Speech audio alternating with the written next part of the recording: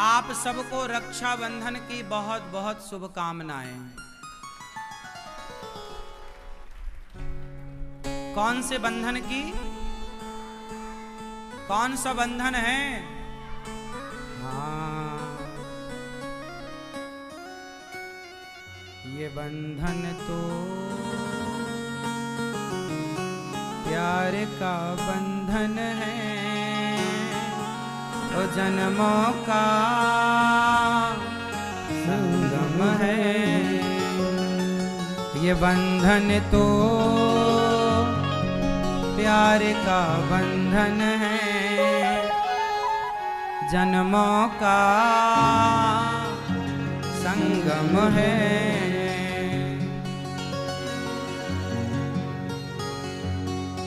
क्या होता आजकल देखो, रक्षाबंधन का ये पावन पर्व वर्ष में एक बार श्रावण मास की पूर्णिमा को यह त्योहार मनाया जाता है। इस त्योहार में विशेषता जानते हैं क्या है? इस त्योहार में विशेषता ये है कि सबसे पहले राजा बलि को माता लक्ष्मी जी ने राखी बांधी, भगवान श्री कृष्ण को माता द्रौपदी ने राखी बांधी। तब से ये परंपरा चली कि हर बहन अपने भाई को रक्षाबंधन के दिन राखी बांधती है। रक्षाबंधन का मुहूर्त कितने बजे है राखी बांधने का आपको पता है?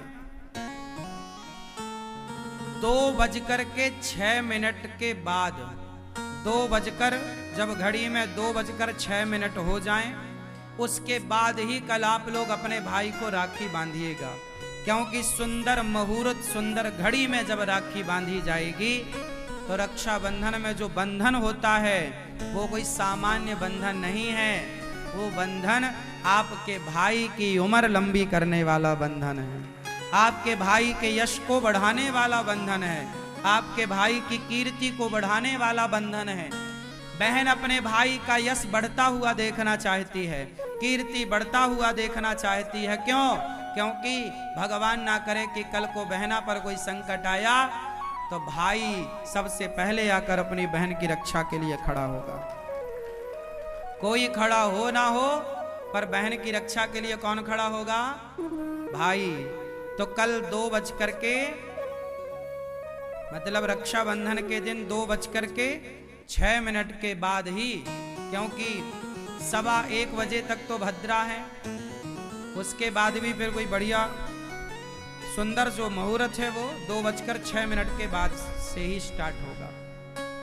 तो आप कल अर्थात प्रेम पूर्वक रक्षाबंधन अपने 19 तारीख को, 19 अगस्त 2:06 से पावन पर्व भाई का मुख जब राखी बांधो तो पूर्व दिशा की ओर होना चाहिए। राखी हमेशा या लाल कलर की या पीले कलर की हो, धागा है ना, धागा भी रेशम का होना चाहिए। भगवान गोपियों का संदेशा उद्धव जी श्री कृष्ण तक पहुंचाते हैं और भगवान ने अपने हृदय में गोपियों का दर्शन कराया। ये गोपियों का जो दर्शन था उद्धव जी को, ये केवल अभिमान को, जो अभिमान था गोपियों के अंदर, एक उद्धव जी के अंदर, उन अभिमान को गोपियों ने तोड़ा और भगवान ने अपने हृदय में गोपियों का पावन सा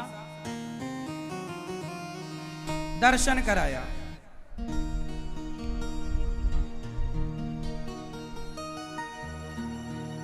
भगवान का ये उद्धव चरित्र बड़ा प्रेम से परिपूर्ण है। आप भी प्रेम को समझिएगा। भगवान प्रेम के भूखे हैं, वस्तु के भूखे नहीं। भगवान गोपियों से एक क्षण के लिए अलग नहीं है। ये तो केवल समाज को बताने के लिए कि प्रेम क्या है इसलिए लीला हुई, वरना कृष्ण गोपियों से जरा भी अलग नहीं।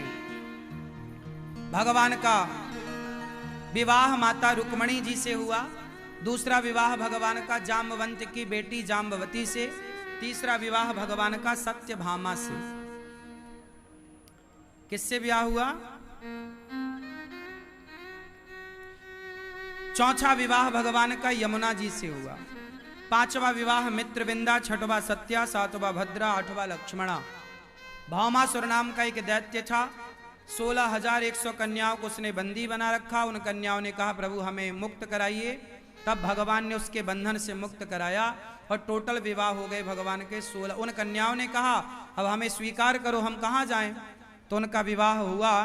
टोटल विवाह हो गए 16,108।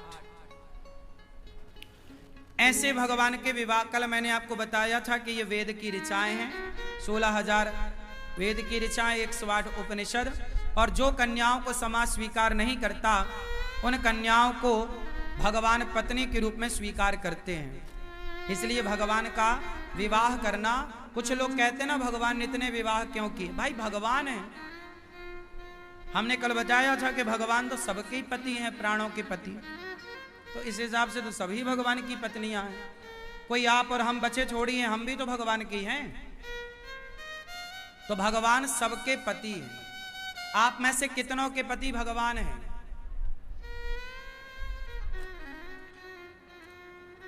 भैया आपके पति कौन हैं? मोहन? हम सबके पति मनमोहन भगवान। भगवान अपनी पत्नी से ना थोड़ा हंसी मजाक भी करते हैं। गृहस्थी कैसी चलती है? रोते रोते नहीं चलती। कैसे चलती है? हंसते हंसते कट जाए रस्ते, जिंदगी यूं ही चलती रहे। कैसी चलेगी? हंसते के रोते रोते? हंसते हंसते जिंदगी चलनी चाहिए। कैसी चलनी चाहिए? कैसी चलनी चाहिए? हंसते हंसते, हंसते हंसते चलो। पत्नी से थोड़ा हंसते रहो, पति से थोड़ा हंसते रहो, थोड़ा हंसते रहो, थोड़ा रूठो, थोड़ा मनाओ, थोड़ा नाचो, थोड़ा गाओ, थोड़ा अच्छा जीवन जियो। कुछ लोग ना बस भौंदू टाइप के बैठे रहेंगे मुंह फुलाए। ऐसे लोग अच्छे नहीं होते। कुछ लोग ऐसे हंसते ही नहीं, थोड़ा हंसा भी करो मेरी माँ। कुछ लोग होते हैं ना बस ऐसे बैठ रहे हैं।